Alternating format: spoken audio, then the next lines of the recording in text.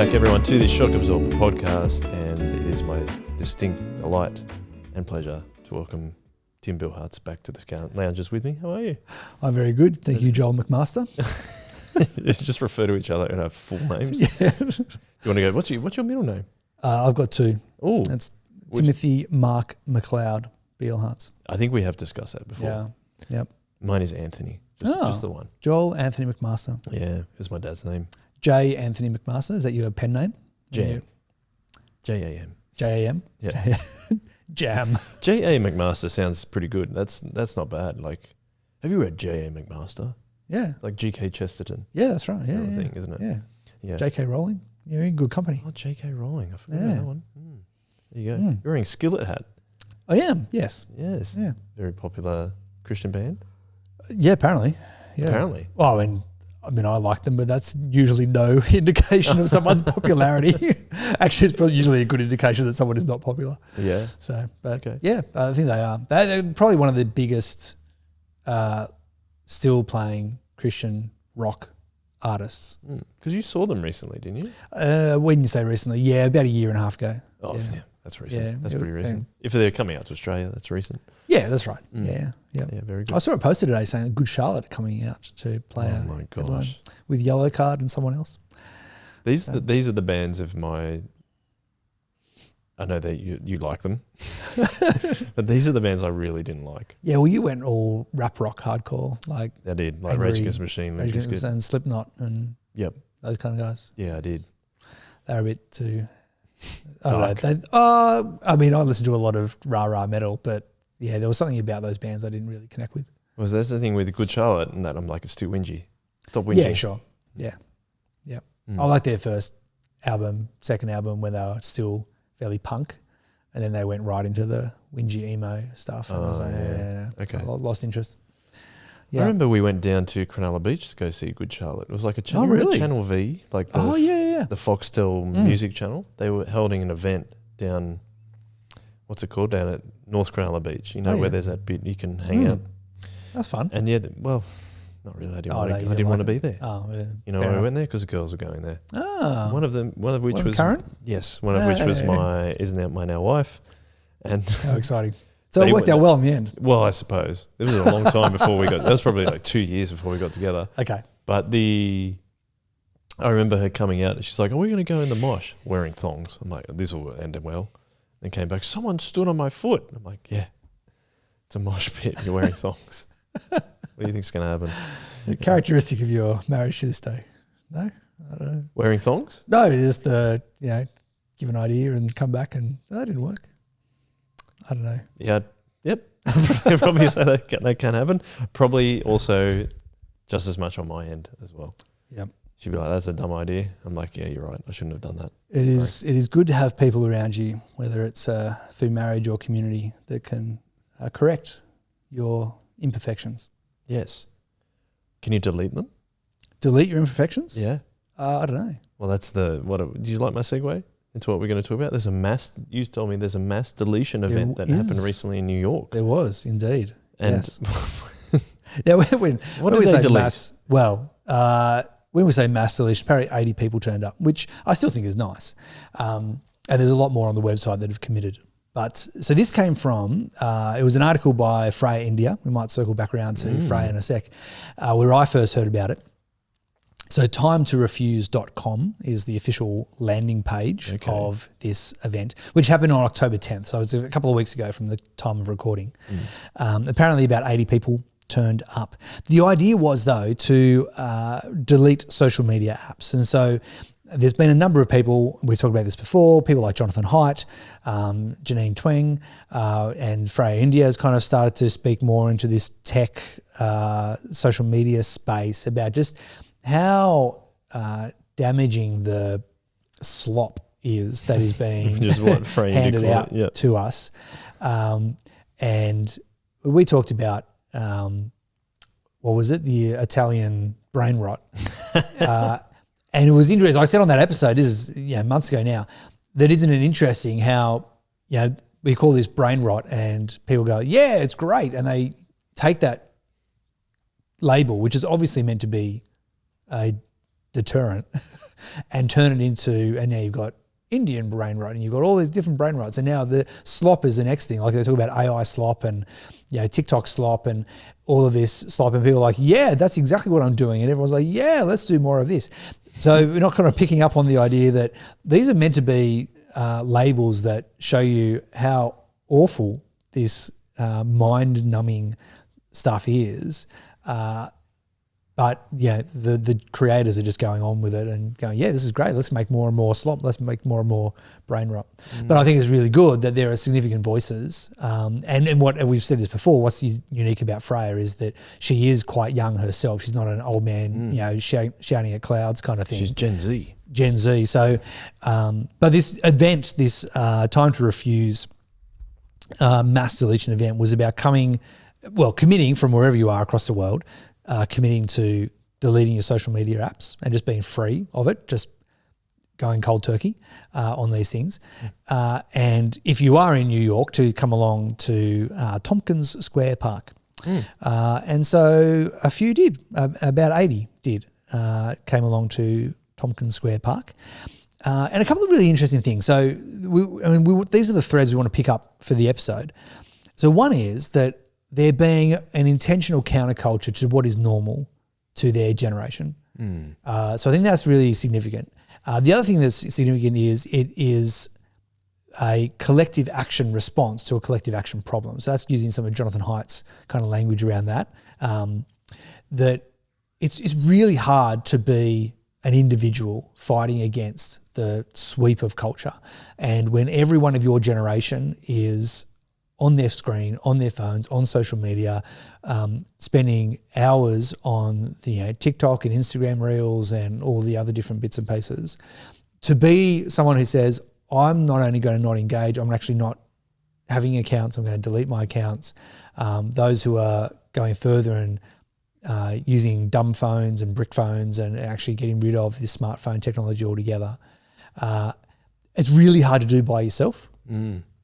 But generating change and doing it collectively is really significant. So that's another thread. And then the third thread, which I think is really significant, is the positivity of the alternate story. So I think this is going to be really significant as well. And so one of the event organisers, Nick Plant, 25, told Business Insider that the night's tone was meant to be positive. This event is a celebration that society has kind of reached this inflection point. We realise how weary we are, how screen-addled we are, and we're taking stronger steps together to do something more lasting about it. So it's not just a rage against the machine. It's not just raging against society, and it's not punk and like I'm just trying to break things, or the emo thing of I'm just going to be sad and sit by myself because the world sucks. It's no, let's do something really positive about this. So they're telling a better story and inviting others into that better story, doing that as a collective action, doing it together. And so I think those are really key things that we kind of want to tease out through this episode. Yeah, it's interesting how you would just... It's funny that even though like you're talking about collective action, but you go to a park and take your phone with you and you all do it together. Like that's something we could do on our own, isn't it? But as you said, it's hard to do it unless you're doing it as a group thing. So it's almost like it's a positive peer pressure as well. Yes. It's like, yeah. And it's because we are social, and so sometimes we will go along with the crowd, but sometimes it's actually good to use that, to harness that, because it's a lot, like you said, it's a lot harder to do it as an individual. Because the other thing, I suppose, is Freya India is an organizer of the event, like you said, but she wrote a very fascinating article basically calling or saying that we are the slop. That is the title of the article. But basically to summarize it, she's saying that we have now moved beyond watching meaningless entertainment like the scrolling on TikTok or Instagram or anything else that's on your phone, and we are now becoming it. So she says social media has transformed ordinary people into characters in their own reality shows where life's milestones are packaged, performed and consumed as content. And I haven't heard someone articulate that. I've been feeling that for a while, but I haven't been able to articulate it properly. And I think that's exactly what it is that I feel like it's like people's, they talk about the idea of productizing something. So you're an expert at something, you productize it and sell it, for $99 and lots of people buy it, kind of thing. It's almost like we are productizing our lives. Yes. Now. Yeah. Yeah, that's exactly right. Like, I mean, already with the, early social media, like, the Facebooks and the Twitter, it was already performative. It was already creating my own brand. I'm thinking carefully about what sort of persona, what version of myself am I putting out there. Yeah. And the thing about all of these social medias is because it's performative, you are controlling the perception of yourself. And so whether you're being vulnerable or whether you're being strong or whether you're like whatever you're doing, it's still for the performance of others. So my brand is I'm vulnerable. My brand is I show what real parenting is like. My brand is, I get up with no makeup, and that's my brand. So whether it's highly curated because it's highly produced or whether it's really low produced and it's, every day, like either way, you're still crafting your life for the others' consumption. And what I've really liked about that article that Freya wrote, she had this long quote I threw this up on my Facebook feed a few weeks ago. Marketing your memories also desecrates them. You hand over your hope, your hurt, your life to be consumed, reducing it to reality TV. Your precious moments are my mindless entertainment. Yeah. Your trauma becomes my background noise. Your life-shattering divorce, my slop. Your children are my characters. Your pain are my distraction. Your feelings are my filler episodes. I will swipe past your birth video when I get bored. I will downvote your divorce if it isn't entertaining enough.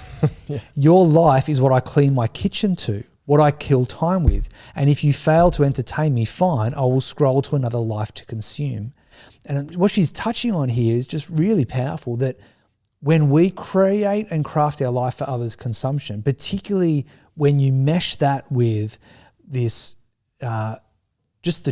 such quick transitory care that we have about these videos, and it's just in this slop of TikTok and Reels and whatever it is like we're dehumanizing ourselves for the sake of consumption of other people.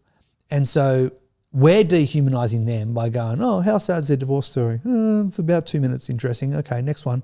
But they're also dehumanizing themselves by recording their divorce or recording their birthing story or, making sure that they've got the perfectly editable videoed engagement or whatever it might be. So because it's performative, but it's actually dehumanizing to produce these things for others' consumption because that's not who we are. It's not how we're created to be.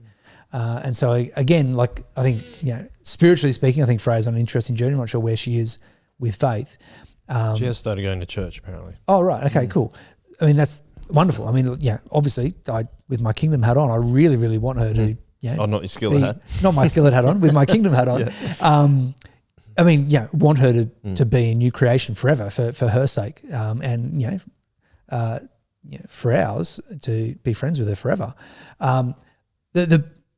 But what she's noticing, and lots of either secular people like Jonathan Hyde and Cal Newport and all of these people we kind of talk about a lot, they can even see, even from a non-Christian point of view, just the dehumanization. Now, the Christians tell a story in which that makes sense because of who we are, made in the image of God, and we can create a theological background for that, which helps us to realize why that makes sense. But this noticing that they're doing is, I think, really, really helpful. Yeah, I mean, it sounds like what you're hitting on is also what Freya says in her article, where it says, when the audience moves on, influencers will face the emptiness of having given everything only to be scrolled past, like you said. But then ChatGPT summarized it as this: basically, we're turning life itself into disposable entertainment. Yeah. So the antidote... And we're turning people into disposable entertainment as well. I think that's really significant, that and I mean, I think the extreme version of this perhaps might be dating apps. Is that each one of these people you flick past and go, nah. Like every single one of those is an image bearer of God for whom Christ died and gave his infinite valuable son for their redemption and for their salvation. That's like imagine they're in like a genuine physical line and you just push them out of the way almost. Like that's right. What you're that's doing. Right. And so both the person who has put themselves up for consumption and the person who is swiping them away, because consuming them, they're consuming, but they're consuming the person. Like it's a dehumanizing aspect. And so yes, it is good that the tide seems to be turning. Like we've reached this inflection point, and I genuinely hope that it is that we've reached this inflection point. There was another interesting podcast this week talking about the new AI video app. That ChatGPT, Sora, is it? Sora, yeah. So you can just add in a prompt and it will create a video. Like a horse riding a horse. Yeah. So this is from Cal Newport again, isn't it? I think so. Yeah, I think that probably was. Yeah. And again, he's wondering whether this will be the death of all social media. Because I think they've released Sora is also a social media app. And I think I haven't played with it. I think the intention is you can only create and share on that app. Yeah. You have to jailbreak the videos if you're going to take off the watermark and put them somewhere else. Right. Which of course, when everything does ones and zeros, someone's going to work out how to do eventually if they haven't already. But it's going to be it's super easy to create the exact video that you want. And so it's just more and more slop. So, Instagram, YouTube, Reels started to get us there. TikTok obviously scaled that up massively. But I think this was Cal's point that even TikTok is going to be hard to maintain, because if the difference is me spending 2 seconds typing in a prompt and me spending 20 minutes getting the right 30-second video, which one's easier? The prompt. So it may even kill off just the back in the old days when we used to make our own TikTok videos. Like that's the kind of it's just speeding up. But again, might be an inflection point. Actually, go, hey, this is just, it really is not helpful, valuable. Like it's not formative. It's deformative, deeply deformative. And so, just thinking about how do we do that. But sorry, going on my old man shouting at clouds around again. The point is that I think this kind of time to refuse and mass deletion day is really interesting and exciting, in that it gives us an example of young people saying, we're going to create a counterculture, create a positive story, and in doing so, give an alternative to the mainstream. Like the dissatisfaction that comes with that too. That's right. Yeah. So, and then tapping into that dissatisfaction, which I think, segue takes us to our main point about the Christian story and the church and commitments. Yeah, well, and as we've talked about, but we're doing 1 Peter right now, and it calls us to be chosen, or he says we are chosen. Yeah, we are elect and to live as aliens. In the world. It's that idea of elect exiles, which people can go back to. I elect to exercise. I elect to exercise. Did this morning. Went running with my daughter. That was lots of fun. Elect exiles, and there's this language of chosen, set apart, distinctly different, and will be foreigners, outsiders, aliens, strangers, sojourners, all that kind of language that's used throughout 1 Peter, depending on the translation you're using. And again, I think this is, we've got this secular example of largely secular young people, I assume, of which their religious belief has little to play into it. And then thinking, yes, this is what the church has always been, or it was in the first century. Christendom, we talked about that complicated story of where there's high overlap, but now distinctively different and more so. And so how do we communicate a radical counterculture and how do we live a radical counterculture in our Christian communities? And so that's what we wanted to touch on this week. Because I know that when the week that we were talking about our sermon approaches and stuff. One thing that I remember said in my sermon is that, I guess, a brief overview of 1 Peter I gave was that, like, the life of a Christian is hard. And one of the things that you also talked about was the pulling apart of the overlap of the circles, you're saying, in a post-Christendom world. What are the evidences, do you think, of that we are pulling apart? Is it the fact that Christianity is less accepted in certain spaces? We know there's a battle for Scripture to stay in schools. There's all that kind of thing. What would you say, and even if you use this in your sermon, what would the evidence you say that those overlapping circles are kind of pulling apart themselves again? Yeah, so what I really focused on in the sermon was that the ethic of Jesus is radically different to the ethic of the world.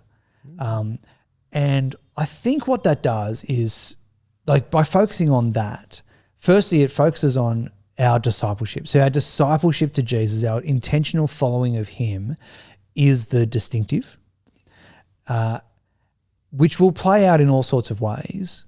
And I think Peter notices this, in that sometimes that breeds a curiosity, not a hostility. Sometimes people, ask us of the hope that we have, and we have to be prepared to give an answer to the hope that we have. So it's not always negative, but it is distinctive. And I think that's the key point. But there are going to be times when that distinctive and a commitment to that distinctive ethic of Jesus is going to run counterculture, and will therefore cause maybe derision, maybe possibly persecution, possibly antagonism, isolation. This idea of alienation, of we are distinct, we are different, we look different. We, not because of our dress, but because of our character. So a lot of religions have distinct dress, they have distinctive clothing, and when you are a minority of that religion in a majority other culture, you stand out. The Muslim head coverings in majority Muslim cultures don't stand out because just everyone's doing it. But in a non-Muslim dominant society, it stands out. It's noticeable, it's different. So, there we go. And so it'd be the same with a lot of the distinctive clothing choices. The Amish don't look different to each other when they're in their community, but when they leave their community and go outside of their community, they're very distinctive. So we don't have clothing that's distinctive.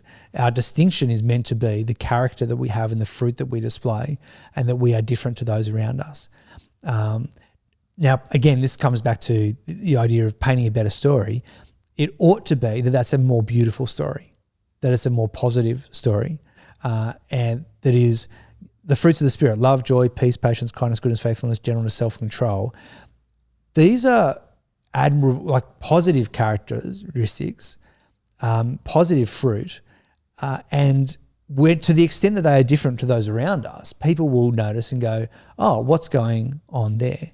But there will be times, and this is your question, where our values lead us to different conclusions to others, and that might put us in opposition with local powers, state powers, federal powers, worldly powers, just neighbourhood expectations. And so, like, one clear example is, Christians have care for the vulnerable. We care for the weak.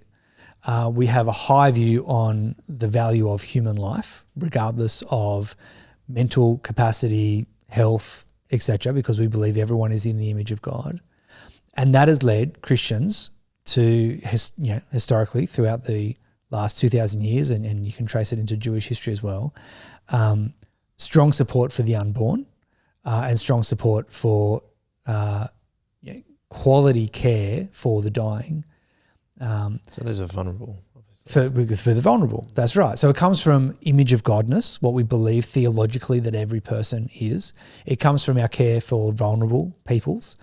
And so while we're in a particular moment where medical aid in dying, euthanasia, whatever, like there's a number of different words that are being used for it, is being promoted, and there's a right to die is the sort of language that people are using. And Christians are standing up and saying, no, like we actually don't think that assisted suicide, medical aid in dying, euthanasia, any of these, whatever the practices are the best way to treat another image bearer of God for a number of reasons. So, and it's the same with abortion and the life of the unborn. Christians have strongly advocated for right to life for the unborn. And so the practicalities of what that looks like, may be different, and we can talk about what actual policies, et cetera, is going to help promote that. But we noticed, this is the example of the circles coming apart, where a regular Australian seems to generally accept that abortion is okay up to a certain point, and there's a general acceptance, that's the right word, of some sort of euthanasia, medical aid in dying. And so there's been laws this year in New South Wales court and those kinds of things. So what Christians believe, our Jesus ethic, or the ethic of the kingdom, is in opposition to the general assumed ethic of Australia. And so now, does that mean we're being persecuted? No. I mean, does it mean we're experiencing hardship? No, not particularly. But if we were to, and we are, there's a number of Christians who are standing up and saying, giving voice to Parliament, signing petitions, but assuming that we continue to pull apart and that the law in Australia becomes, abortion. I mean, we have abortion laws in Australia. We have euthanasia laws now increasingly. Stuff being enshrined in law is a sign of that, like you're saying. Yeah, it's a sign of acceptance. And so Christians are going to live exiled, alienated lives in the midst of that. Yep. While the society says it's okay, while legally it's perfectly permissible, Christians will be ones who say, okay, that's the world around me. I'm living a distinctively different story. I'm living a story where we protect the unborn. I'm living a story where we care for the aged and the vulnerable and the terminally ill in a way that doesn't include assisted suicide or aid in dying. We will live differently as a community, and that will be distinctive. It might cause derision. It might cause persecution of some kind. I'm not exactly sure what that would look like. And also, like Peter's time, it might cause curiosity. And we remember this is one of the things that shaped the Roman Empire, was that putting your unwanted baby outside and just letting them die of exposure was perfectly acceptable practice. And either they died of exposure or they got picked up by the brothels and grown up to be prostitutes. So that were kind of the two options. And Christians said, well, neither of those is a kingdom ethic. Neither of those is the way of Jesus. And so Christians became known throughout the Roman Empire as the ones who would go and collect these babies and bring them up and adopt them into their families. And it's they didn't do that in order to change legislation. They didn't do that in order to change the Roman Empire. It wasn't on their awareness that they could possibly do that. And yet, in God's kindness, that's exactly what happened, that more and more people started to look at that and go, oh, that's a really curious, interesting way to live. It's strange, it's alien, it's foreign, but it's kind of intriguing. It's the alternate story. It's the alternate story. It's a positive story. Right. So just like this secular version of turning off your phone, if you start to have a significant number of young adults who are walking through the street, sitting on the train, sitting in their class, and are not scrolling TikTok, and are not glued to their social media apps, but they're reading books or having conversations, when they're talking to people around them, when they're, we talked last week or 2 weeks ago about, just walking and just enjoying stuff around. People will start to notice, go, oh, that's weird. Here is someone who should be stuck on their phone who's not stuck on their phone. What's going on there? It might cause derision. Oh, you don't know the latest meme. You're not in touch with the latest trend. You don't know the latest hashtag that everyone's talking about. No, that's okay. I'm okay with that. There's a confidence in being okay with missing out. And I think it's the same thing when we talk about the Christian ethic and living the kingdom life, is that as we band together as Christians, as we come together in community, to be the people who are okay, not being in line with some of the other beliefs in our world. And that's okay. It reminds me of a story that a family of our church, they decided that they didn't want to allow their elder son to have a smartphone, until he was 16. And so the high school that he attended asked the parents, can you come and talk to our P&C? Because we've got problems and your son is really engaging and delightful to be around. Yep. Can you come and talk to us about... How did you parent? Yeah. How did you get this result? Right. And it's the same thing. It's like we're noticing a child who can hold a conversation, can look people in the eye, can talk to people of all ages, seems,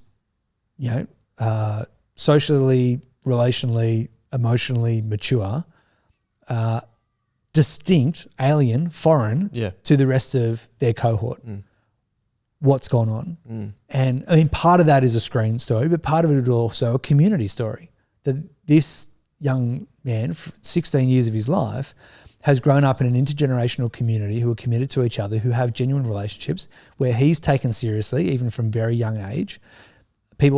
Older people have conversations with him, treat him as a image bearer of Jesus, invite him to have conversations with them as image bearers of Jesus.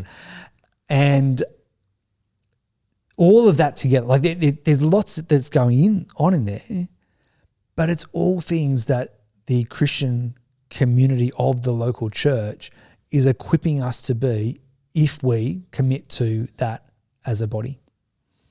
That's so fascinating, because I know that you've given me a little ideas. You're like, well, this is exciting. You'd be excited to write something about this. Is that raising? What does it look like to raise children as aliens in a world, but not basically in enclaves either? Because that would be a danger to go the other way, wouldn't it?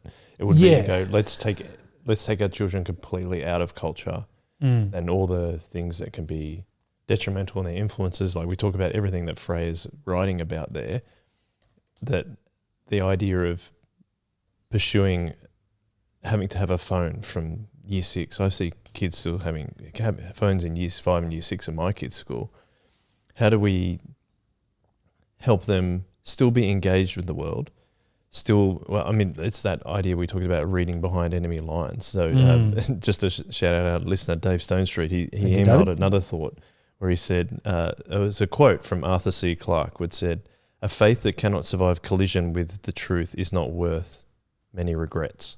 So you've got this thing of like, how do we engage with the world but also be exiles in the world? And how do we raise children, which is obviously a very passionate part of your ministry, to be able to do that? Similar to what we said of like a P&C that at school is coming to say, what's going on here? Like what is this different alternate story? Yeah. And the child is actually how we would like children to be. And we're noticing this difference of that, they're engaging in the slop, as Freya calls it. What are your initial thoughts on how we can help raise these children? I feel like you're going to say it starts with the parents. Practically, it starts with the parents. Parents in community. Okay, cool. I don't want it to. Yeah, I mean, obviously, my big passion has been the intergenerational church, and I think God has intentionally designed us to do life together.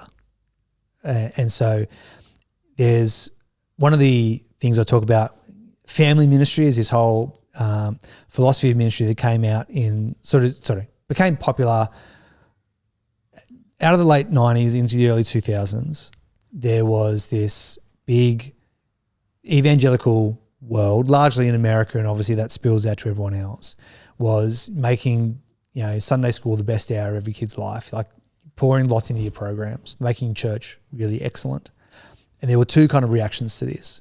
So one reaction, which started earlier, was the family ministry idea. And this was, no, the center point of faith formation is the household, particularly, the family, particularly the parents, and oftentimes, because this was coming out of conservative circles, particularly the father. So the high view of the father, the parents, the family, the household.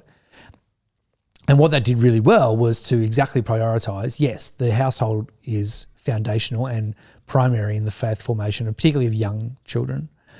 The other kind of reaction, which took a little bit later to get onto the popular scene, was the intergenerational movement.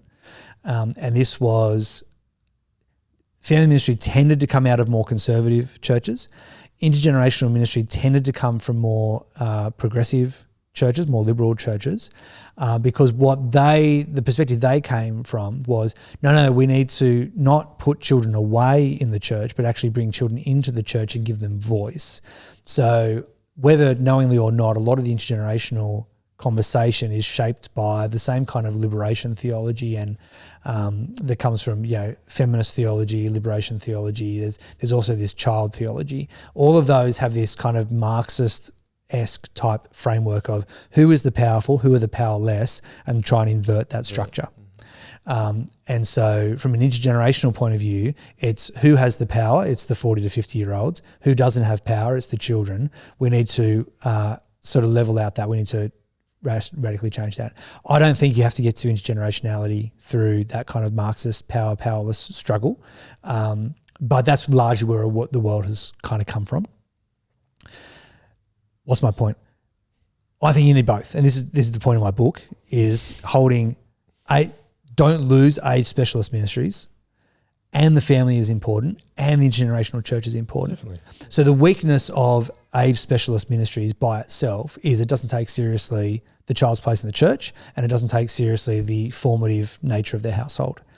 And it encourages, this is the collective action problem, it encourages the household to not take faith formation seriously in the household and to defer to the experts in the church and say, I don't need to disciple my kids. I can just give them to Tim, and he's the kids pastor. Him and his team will do it. And I don't have to worry about it. A lot of senior culture is, and I know you've mentioned this before, is just export almost a lot of our parenting out to experts, not just in the church. That's right, yeah. Swimming lessons or... Well, it makes sense, right? That, yeah. I don't know how to swim, but I want my kid to be able to swim, so I'm going to give them to a swim teacher. I can afford it, and then I can that's right. I mean, all these comes at a cost. But in kind of upper middle class suburbia, this is the general thought, is that if I want my kid to do something, I'll send them to the expert.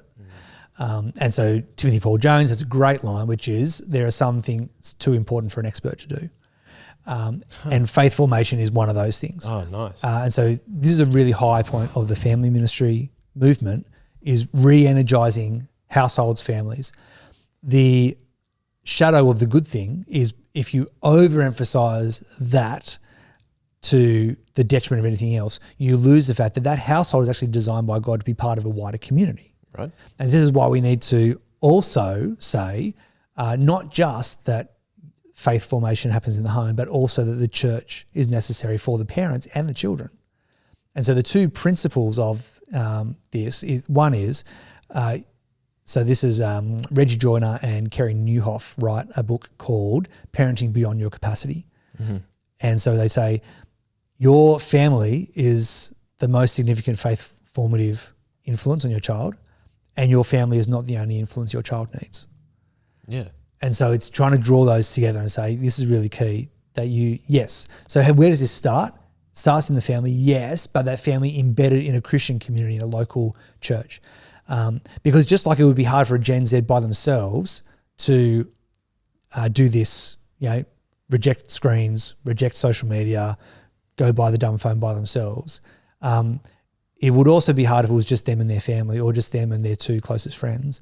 But when you start to build a whole community around them, then it becomes more and more able, and you get more encouragement. You get stoked by others. More capacity to help that out. Yeah, your capacity increases to the extent that you're surrounded by others who can do this as well. Yeah.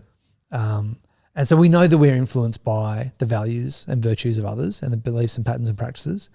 And so this is why if everyone around you is on TikTok, you will also be on TikTok. If everyone around you is on Clash of Clans, you'll also be playing Clash of Clans, because you are inherently influenced by those that you are hanging around with. If everyone around you has a dumb phone and you're the only one with a smart device, you'll kind of feel weird and a bit alienated. And I think we said this earlier, maybe we just said it before we started recording, but the positive peer pressure of actually what we want to form people in. And so this is where a family and a local church can create spaces of positive peer pressure of the virtues we actually want to develop in kids. To create that alternate story that you're talking That's about. right. Or to not to create it, it's already being created, hasn't it? Jesus has done what he's done. Well, that's right. So we are elect. Yeah. So we are, salvation-wise, we are in the family of God, and we are being made new. So there's both the done and the ongoing. And the alternate story is inviting people into that too. That's right. Yeah. So how does this, there's this element, like you said, of exporting to the expert, or, giving over something to the expert because we think they know everything about it. How does that, and I mean, you might end up turning this podcast into your next book maybe, but how does school and education come into that? Because there is, my observation as my son's going to year 7 next year, so obviously it was a big search looking for schools for him. That's a thing that didn't used to happen. Admittedly, you would usually go to the local high school, the closest to you. Yep. For example, but my parents didn't want me to go to the local high school, so we did a reasonable search around the Southern Shire, for example, of where I might be able to go. My son's attending a selective high school. There's many kilometres away. Yes. That he's going to travel to. I think that is an increasing trend, that people are going to schools further away from where they live because they think it's better opportunities or better experts, for example. Well, it comes down to values, right? Right. What do you value as a family? Yeah. But I feel like it's increasing in terms of I have to find the best expert to be for the best thing for my child, rather than they just go to the local high school. That's what I'm noticing. And even I hear people say, oh, they're not going to go to this school, they're going to go to the local Catholic school, for example, for whatever reason. Yeah. Then there's obviously the idea of Christian schools, which I know that my wife teaches that, your children go to. Yep. I'm on the board of one. There you go. Self-disclosure. But then there's also the other thing of like the enclave idea of the other spectrum of homeschooling. Yep. And things like that too. So in answering your question is, what does it look like to raise aliens in today's culture, where post-Christendom, I feel like some of the answers are like, oh, homeschool and keep them away. You've also got the Christian idea, Christian schools idea. You've got local public schools. In all those elements, I'm feeling like it's going to talk about family ministry, intergenerational ministry anyway, but how do we, in those efforts to say perhaps we're trying to export everything to the experts, even in our children's schooling, how do we still raise aliens in that kind of culture? Yeah, good question. So recognising that we are the minority, and we are. Yep. Okay, so in Australia, 45% of Australians ticked Christian on the census box. So that's a minority. And we also know that it's probably around 15 to 20% at best that attends church regularly. And I'm using that as a signal for taking discipleship of Jesus seriously. And so that would be all Christian faiths, including, Catholic, Orthodox, even like Protestants, sorry. So all three major brands and all of the sub-brands under that. So what do you do? So you could just condemn culture and just reject it. And the posture is one of resistance. You could critique it, which is kind of a little bit of what we do on the podcast. Like we're kind of critiquing culture. It's observation, but not necessarily doing anything about it. There's just copying, just going along with it, adopting culture, emulating, assimilating with what's going on. Or there's cultivating an alternative culture, which is transformational. So Stu's talked about this a lot. People can go back and listen to episodes where Stu's talked about Crouch's idea of culture. But we've got to think carefully about how we play this out. And so it does, it generally does start in the home, as in that is the first place in which faith formation, character formation, virtue formation, for better or for worse, that is where kids are learning how to be human. Yeah, it's the most influential part of a child. Exactly. Of childhood. Yeah. And part of that is by God's good design. Yeah. And obviously for biological households as opposed to adopted households, there's biology, there's genetics, there's those kind of things. So you are becoming your parents, but even those who have adopted children, foster children, they're becoming like those that they live with because there's a majority of time spent there. And then it is the other influential spaces where they spend their time. So after the home, school probably is then the next most formative space for young people because that's where they spend the majority of their time. This is, Oldenburg's first place, second place. So the second place for kids is their schooling. Yep. And as you say, you've got all of these varieties. And one way of sort of rejecting culture or resisting culture is to do the homeschooling. And so then your first and second place come together. And the parent or the household or a couple of households around you that you trust become the second space for kids, and you have a stronger emphasis then on the virtues, values, beliefs, patterns, practices that your child is growing up and learning about because of their educational environment. So that would be one perspective. And of course the church then becomes another space where this is happening as well, though by sheer time, most of our kids are not spending as much time in church as they are in these other two spaces. Interesting. So how do you make a choice as a school? Well, there's lots of different things going on, and there's lots of different values that can compete for what we want to do. So for some people, it is actually geographic locality is the biggest value for them, or by necessity has to be the biggest value. They either can't afford for their kid to go further afield, or it might be a positive. I actually want my child to be at a school where he actually lives within walking distance of all of his friends. So local community might be the driving value, the positive driving value of why you choose your local school. And again, knowing that all of his friends are going to be within walking distance, they're likely to be on the same, if they do local sport, there's going to be high overlap between school friends and sport friends. If you on your street, majority of the kids are going to be local. So that can be a driving influence, could be really positive for that. The deficit of the local public school is in a non-Christian majority culture, it's not going to espouse Christian values intentionally. So there might be Christian teachers. My wife is a teacher at a public school. So there will be Christian administrators, teachers, etc., quite likely in that school, but the school's ethos and driving value is not the ethic of the kingdom. Right. So it might be that you do, so then you've got selective schools, so where your son is going. And again, one of the high values here is trumping geography is going to be helping your son thrive to his potential. So he has shown himself incredibly adept and intelligent. And so you're thinking as parents, okay, well, how do we cultivate his best in this? And we think prayerfully, the best way for him to continue to grow into the person God is making him to be is to be stretched intellectually, academically, in a place with other people who can also do that.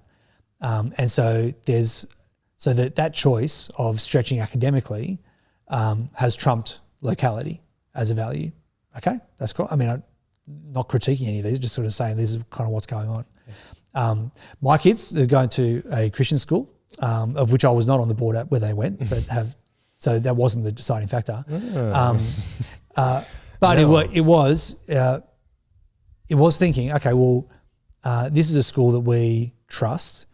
It has as its first priority forming Christian faith in students, and to do that alongside academics. And so it is a school where they have they're exclusively Christian teachers, exclusively Christian staff, including admin, gardeners, everything, like all the way down. Every subject is taught from an intentionally Christian framework. So part of their lesson plan is to write, how does this fit into the holistic kingdom of God? What aspect of God's created world, etc., is this intentionally displayed? So that's kind of built into the way that they structure things. And for us, that was the sort of thing that trumped locality or even academics. The school does fine academically, but that wasn't our driving focus. It was, a continuing Christian environment, so that faith is influencing our household, schooling, and church. So first, second, and third spaces. They exist in other third spaces, but those kinds of things. So they might be some of those ideas that come out of that. And we talked about homeschooling. Yeah, that you might say this is where we are going to, as parents or a parent collective, go and educate our kids. In all of those, all of them have strengths and weaknesses, and we had to think through this as we were making decisions for our kids. And you need to be prepared to offset the weaknesses with strengths in other areas. In non-homeschool or non-explicitly Christian environments, you just need to be aware that a weakness is, as a Christian parent, my child is in a predominantly non-Christian environment. Not necessarily anti-Christian, but just ethic of the kingdom is not the driving force here, driving ethic. And so I need to be really intentional in the way that we talk with them as parents, that we talk around the dinner table. Church engagement is going to be really significant, because the deficit in one sphere, in one place, is going to be offset by a high intentionality on the other place. If you're homeschooling, the deficit of homeschooling is access to a lot of experts in the field, because you're doing it locally, you're doing it as a collective, or maybe as your own little family.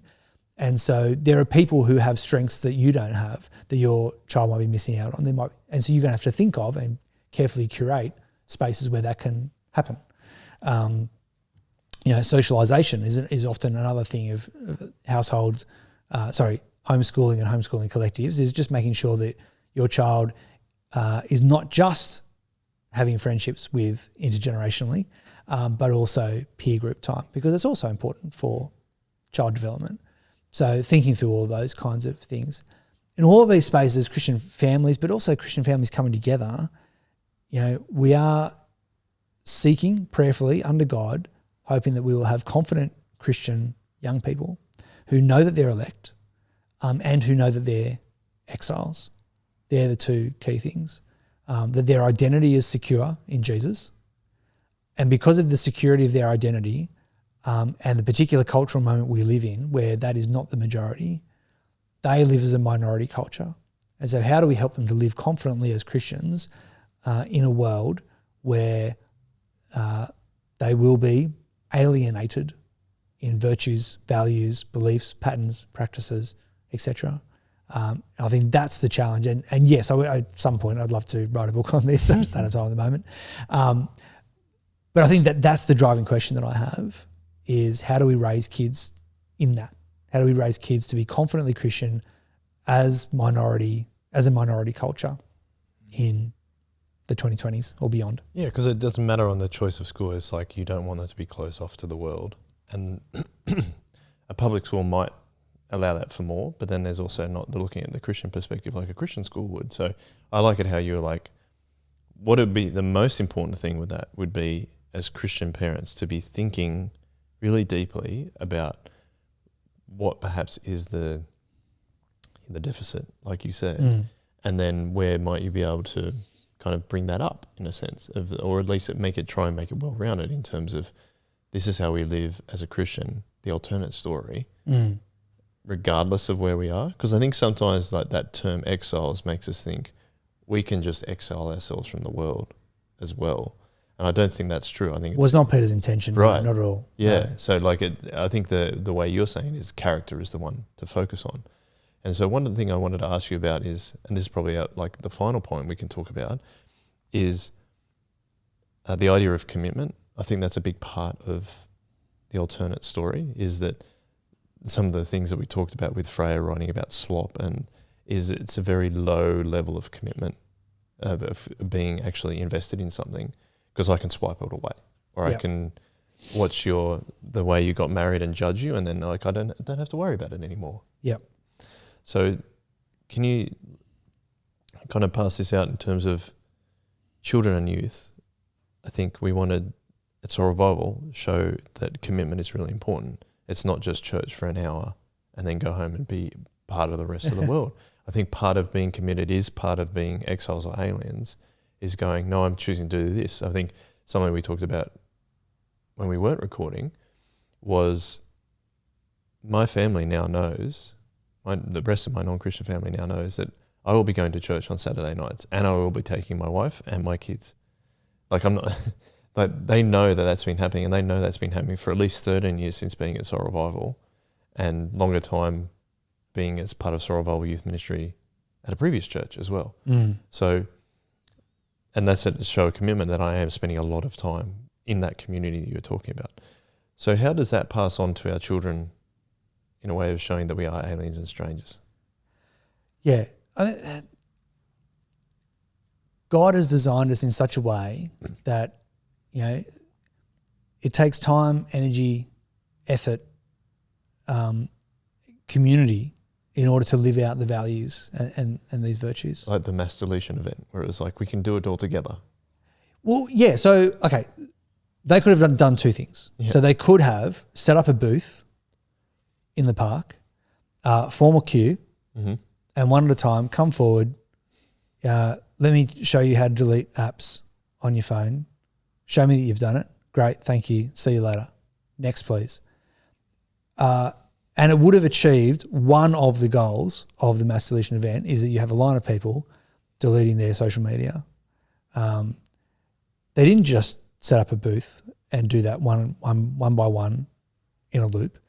They set up a time of community and spent intentional time together. And so one of the reports said there were a few short speeches, there was a deletion ritual, which I don't know, was pulling out, I don't know what that means, and then a no phones party. So they, there was time, there was joviality, there was enjoyment of the moment, there was community being formed here, which is going to be longer lasting than just standing in a queue, deleting your apps, walking away. Like, and it's because it's not going to be a one-time thing. Like, how many of those crew got home that night, felt awesome, woke up the next day and felt a bit twitchy and kind of wanted to reinstall some of those apps? You know, it's kind of like a New Year's resolution. How many of them lasted a week? You know, it's now been almost 3 weeks since the event. How many of them have still committed to turning off? You know, how many of them have gotten rid of the smartphone altogether and got a dumb phone? But they're not going to do that unless they're actually with others who are constantly being around them and encouraging them to do so. So the thread here is that the community time that we spend together in joyful community, enjoying one another, reaffirming these patterns, beliefs, practices, doing them together is really, really key. You know, you could just come to church once a month, do your kids' church time, do your church time, have a bicky, go home. And it's just simply going to be less sustainable to maintain Christian character, virtue, who we are in Jesus, than someone who is spending hours on a weekend or multiple times a week hanging out with Christian people, intentionally practicing being Christians together. And that's just how God has made us. Like, we do things through repetition, we do things through practice, we do things through play. We are acting this out together, and that becomes the reinforcing cycle through which we can grow deeper and deeper. Because ultimately, you know, Christianity is a relationship, firstly with Jesus and with each other. That's how he's saved us. He saved us to himself, and he saved us to community. And so to the extent that we take that relationship seriously, the more that we are actually going to be formed into the likeness of Jesus. If you do a 5-minute quiet time every morning and then think nothing of Jesus for the next 23 hours and 55 minutes, you know, you are going to be less sustained and enriched as a Christian than someone who is spending regular time during the day just reflecting on Jesus, thanking him that he's there, talking to him quietly in your mind, pausing, praying, asking for help. You know, just a constancy of knowing that Jesus is with you. and then sharing that with others as well, whether it be colleagues at work, whether it be a text thread, a chat group that you've got through church, whatever it might be, whatever it looks like. And so, I think commitment to church, it can sound quite Pharisaic and moralistic and, you're just telling me that I have to go to church to be a Christian. And it's like, well, yeah, in some ways, yes, I think you do have to go to church to be a Christian. We've had a podcast on this episode, on that topic, because that's how God has made us to be. He's actually made us to be communal Christians and to be a community. He's saved us into a body. So, I think you do. In the sense, not because you can't be a Christian if you don't go to church. People, what about the person who's the only Christian in their village? Yeah, okay. It's not like Jesus going, I'd love to save you, but I can't because you don't have a community to meet with. He's not saying that. It's just that how could you not spend time in the community of God's people? Why would you not spend time in the community of God's people if these are your brothers and sisters in Christ? If these are to use another Peter story, the stones in which God is building his house together are the people around you, the other Christians. You are being built together into a building, into a temple. A royal priesthood.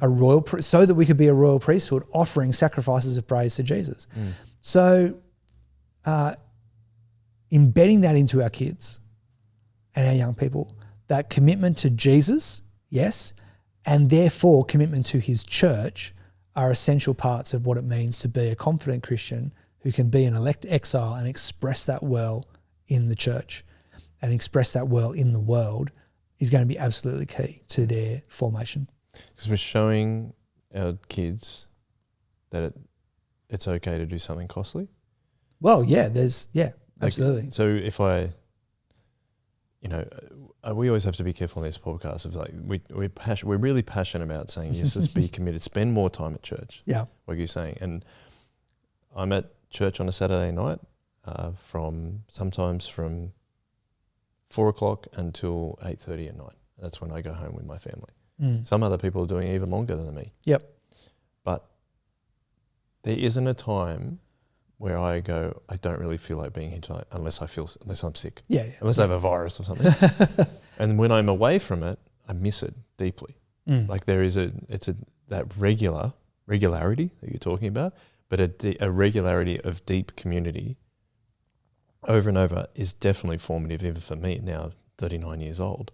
So it therefore extends, I think, to our children of doing the same thing. And I think also seeing their parents do it or their carers are doing it every week goes, actually, this is actually a community. Like this is a vitally important thing. We do this every week.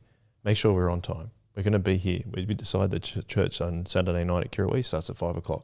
We need to be there before 5:00, just before. Yeah. But we're going to be there at 5:00 to model, not just to my family, but to others in our community is that, no, our time is important, but our time together is even more important. Yep. And because we need this, I believe we need this to live out the life that we are called to live, which is not just turn up for an hour on a Saturday or a Sunday and say, I've been to church, great, I've ticked the box, and now I go out into the rest of the world and I just live like the rest of the world. Yeah. You show your kids what's important by the way that you commit to those things. Yeah. So if school is important to you, and for your kids, you make sure they're there on time. Get them there on time. And they're there every day and they miss it only when they're sick. Now, there are some communities and there are some families for whom school is not important and they will be regularly late or miss days or, don't go to school today. Why don't you hang out with me? Let's go to Westfield. Like they're showing their kid that school is not really that important. But for many of us, school is important. And so we show that by our commitment. If you're part of a sporting team, if it's important to you, you're always on time, you make the training, you do your ground control, you show that that's important. If family dinner time is important, then you make that time and you always commit to it. If Christmas dinner is important, then you make the time, you clear your calendar and you show what your value. And there are too many Christians for whom many other things are important and immovable in their week, and church is not one of them. Church is, we can miss it, okay, it's all right. we've got a friend's party, or you got a friend's party, or we're going away, we're going on holidays, it doesn't really matter if we sleep in this. There's an overcommitment to church is not a problem that our general Christians are dealing with. That's not a problem that we're facing, is an overcommitment to church. Is it overcommitment to other things? Well, sometimes, or it's just a lack of commitment and prioritizing. Mm. Yeah, we'll be at church every single week. That it's not sport, not a party, and we're not on holidays, and we're not sick. Great. So no wonder regularity is once a month. Yeah. If that's and again, that's what you're showing. That's what you're modeling to your kid. You are your kid's biggest influence. And the influence you're having on your kid is church is something that's really important when we don't have anything else to do. And I think that the better story of the gospel calls us into deeper community and deeper commitment than that in order to have sustainable faith. Yeah. And then to take that a step further, is that as our children age and get older, they are also looking for other role models, ideals, mentors. They're going to show them how to grow up older. Like there's always the famous Steve Biddulph book of Raising Boys. That says, I think from about 12, 13, boys start looking for role models outside their father. And I'm seeing that when my son's 11 now. I'm seeing him just starting to do that a little bit. And I think he's actually grieving it a little bit because he's like, I'm realizing I need to do this, but also like my dad is the source of a lot of knowledge and stuff that he's looking for. Yeah. And that's why it's not just the family, it's also the intergenerational church. Yeah, exactly. That's what I was trying to get to. And one of our keys as a parent is to raise our kids into the intergenerational church. And along with their youth leaders as well, right? So youth leaders are going to be key, peers are going to be key, older people, younger people. I mean, service to young people, like to have our 11, 12, 13-year-olds helping in our preschool program. They are showing they have a commitment to those who are younger than them, just like people older than them have a commitment to them. So we are knitting them into the people that we want them to grow up to be. And things like reading the Bible and then participating in playing. There's all sorts of things that we talk about. As well. Yeah, all that stuff. But anyway, that is a very detailed episode that we've started writing your book, which is great. That's great. There we go. Just take the transcript. That's all you need to do. I'm implementing a new segment though. Ooh. Tim's Takeaway. Oh, Tim's Takeaway. Tim's Takeaway. Not Chinese or Thai or a burger of your choice. But what would you like people to take away from this episode? That buy your book. Buy my book. The one that has been written. Yeah. Come back to this. Come back to this episode in 5 years' time. Nice. And buy the book. What would I like people to take away? To raise elect exiles, ourselves and our young people, requires a commitment to our local gathering. And the community that is the community, yeah. No, I'm agreeing. Wasn't quite tight enough. I'm not trying to correct you. I'm agreeing with you. That's all. I'll get tighter as we go. If this is a regular segment. Yeah, that's heaps good. Thank you very much, Tim. You're welcome, John. Another very fun episode. Thank you, Mr. McMaster. Thank you, Mr. Hutz. TMMB? Yeah, that's right. Yes, got it. Well done. Tumumba. Tumonapumba. Thank you. It's been a lot of fun. Thank you. And thank you to everyone that's been listening or watching. We hopefully have triggered some interesting thoughts in your mind, and we'd love you to engage with us, whether it's on our YouTube channel or like Dave Stone Street has emailed us recently with that lovely quote. Email me, joel@shockersorber.com.au, and we will discuss it, get involved, and we would love you to be part of the conversation. But with that, again, thank you, Tim. Thank you, everyone listening and watching. And we finish with a one way. One way. One way.